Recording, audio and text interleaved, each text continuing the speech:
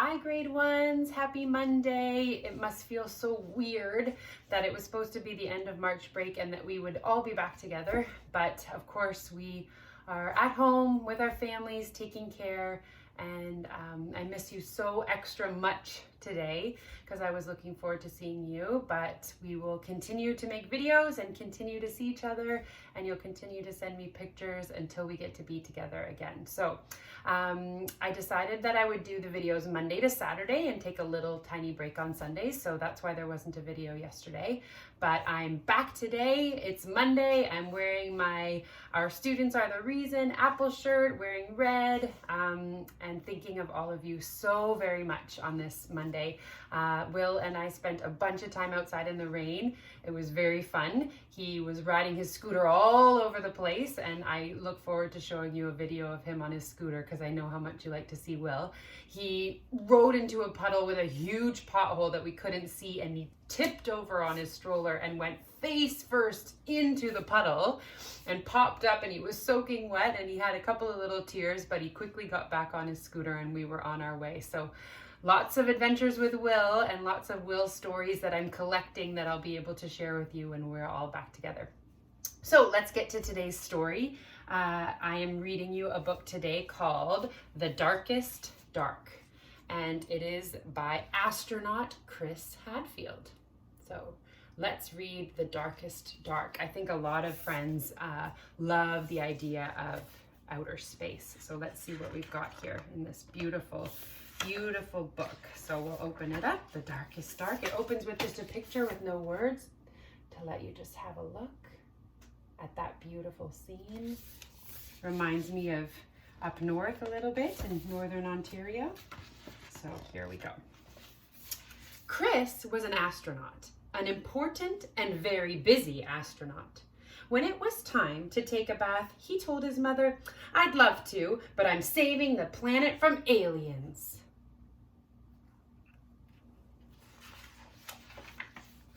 When it was time to get out of the bath and go to bed, he told his father, politely, because astronauts are always polite, "Sorry, no can do, I'm on my way to Mars." An astronaut's work is never done, so astronauts do not like to sleep. But their parents do.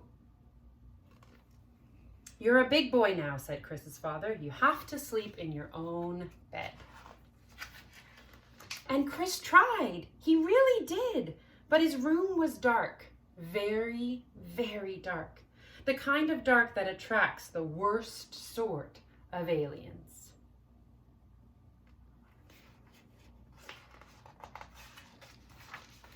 But his parents meant it. Chris was going to sleep in his own bed tonight. His mom and dad checked under his bed and in the closet and even in his underwear drawer. They declared the room 100% alien free. William loves to go underwear. They tucked Chris in. They turned on the nightlight. They even gave him a special bell to ring if he was nervous. What do you think's gonna happen with the bell? Clang, clang, clang, clang, clang, clang. They took away the bell.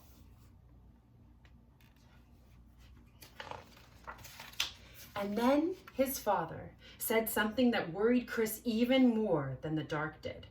"One more peep, young man, and I'm afraid we'll all be too tired to go next door to tomorrow." But tomorrow would be a special day, a very special day. Chris had to go next door. His life pretty much depended on it. So Chris stayed in his own bed without a peep. It took a long time to fall asleep, but when he did, he had his favorite dream. Look, he's all cozy with his pup. Anybody like to sleep with their dog? He flew his spaceship all the way to the moon. Oh, what a great dream.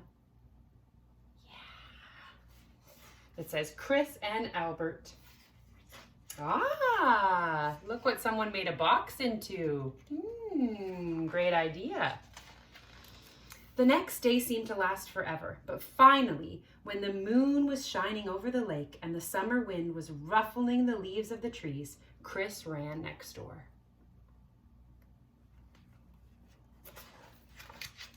The house was already full of people, all gathered around the TV, the only TV on the whole island. Can you imagine that, friends? Just one TV for the whole entire neighborhood, the whole entire island. I wonder why they're gathering. Chris found a spot where he could see through the crowd, and what he saw was astronauts, real live astronauts, on the actual faraway moon. They were wearing puffy white suits and jumping for joy, jumping so high because there was so much less gravity there.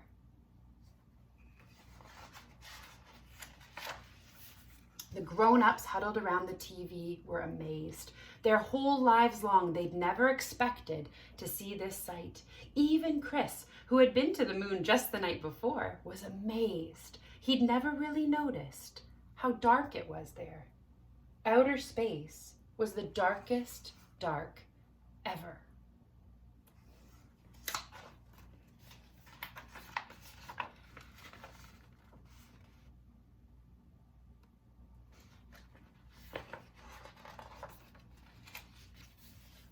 That night, Chris did a little experiment. He turned off all the lights in his room, even the nightlight. It was still dark, very, very dark. There were still shadows that looked a little, well, alien. Nothing had changed, but Chris had changed.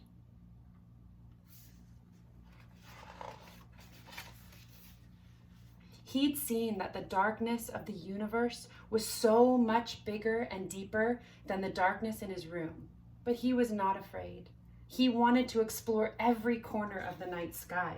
For the first time, Chris could see the power and mystery and velvety black beauty of the dark.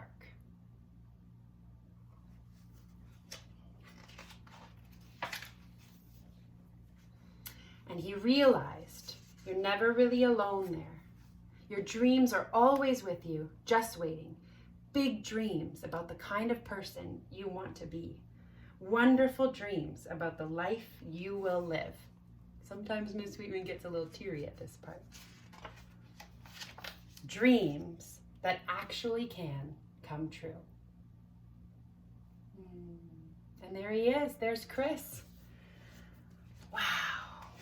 So, because this is based on a true story, I'm going to read you a little bit more about Chris Hadfield, the author of the book.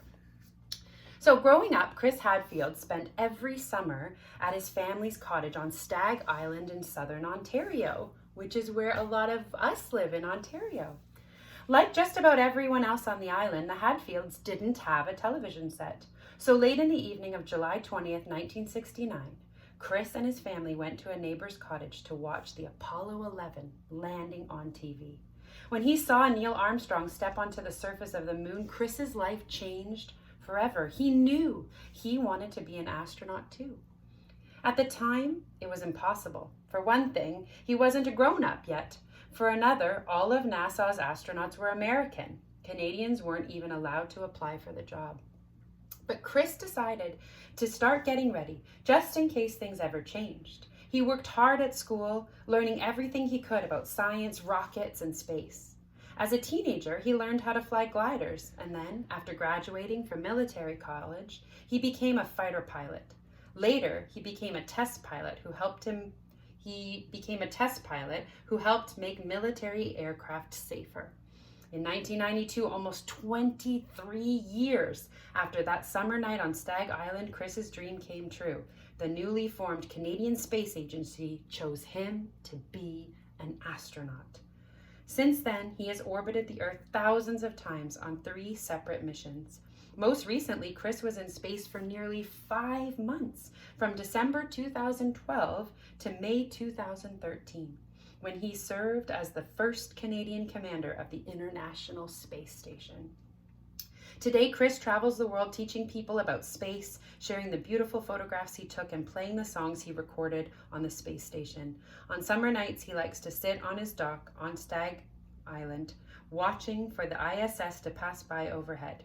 Even in the darkest dark, on a moonless night, the spaceship's light is clearly visible. Wow, that's beautiful. So nice to hear how he followed his dream, and even when it wasn't something he was going to be able to do, he just prepared himself and believed that it would one day happen. I find it so inspiring. And there's, at the very end of the book, there's a personal message from Chris, and he says, being in the dark can feel scary, but it's also an amazing place. The dark is where we see the stars and galaxies of our universe. The dark is where we find the northern lights shimmering and get to wish on shooting stars. And it was quietly in the dark where I first decided who I was going to be and imagined all the things I could. The dark is for dreams, and morning is for making them come true. And there's some beautiful real pictures of Chris as a little boy and on his adventures, and yeah, it's so beautiful. And I really love when Chris says the dark is for dreams and morning is for making them come true. And I know that we are all feeling a little sad that we're all not together, but I hope you keep us in your dreams and you imagine being at school and thinking about what it's like to be with all of our friends and seeing me on our videos. And I know that every time I go to sleep at night, I just think about all of you and feel excited for when we'll get to be together again. So one thing that I was thinking you might be able to do that was kind of inspired by this book was I was digging around the house for some paper, and I found that Will has this big, huge Paw Patrol sticker pad, which is filled with lots of paper and lots of stickers, which he loves, but there's also just some nice big sheets of white paper. So I was thinking that you might want to design your very own planet. So if you take a piece of paper, it can be a big one, but if you don't have a big one, just use a regular piece and just draw a big circle in the middle. And think about what color, designs, patterns might you put on your planet. And then I want you to think about, sometimes when we make our little charts at school, I want you to think about all the different things that might be interesting to talk about your planet. So you got to give your planet a name. So think about what your planet could be called and write your planet's name on there. You might think about what food do they like to eat on that planet. Put them and draw them in there and label them. You might think about who lives on this planet. Is it people? Is it animals? Is it aliens? Who lives on the planet? Draw them and label them. You might want to think about, what do people like to do, or what do aliens like to do on this planet? Is it a hockey planet? I know someone in our class who would probably make a hockey planet, and it would be filled with people playing hockey. That's something to do. And then think about other things you might include. So you're going to think about who lives on your planet, what they like to eat on their planet, what you like to do on the planet, and then think about what is nature like on your planet. So is it like planet Earth with all of our beautiful trees and trails and lakes and oceans? Or is there something else on your planet? Is it very spooky outer space? Is there something really different that we've never seen before that you could design? So this is just an idea of something that you can do to come up with a planet. And if you decide to do that, I really want to see it. I would love to hear all about your planet. And maybe you have lots of different ideas for what you could talk about. You could write a story about your planet.